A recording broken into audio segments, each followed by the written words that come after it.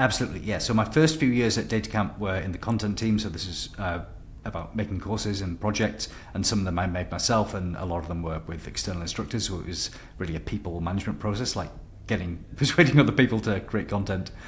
People outside the organization. Exactly, people outside the organization. And then a few years ago, I switched to the learning solutions team. So I decided I wanted to be a little bit more commercially focused.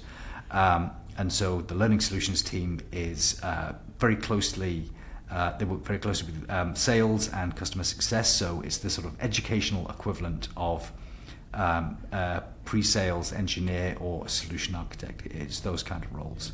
So it's really helping business customers who are generally learning and development admin, so they understand about learning and development, but they don't know about data. And it's just saying, well, this is how you run a data training program.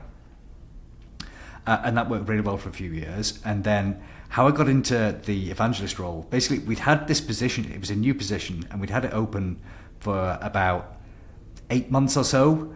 And my boss finally said, you know what, Richie, you got a face for podcasting. Why don't you go and apply for this?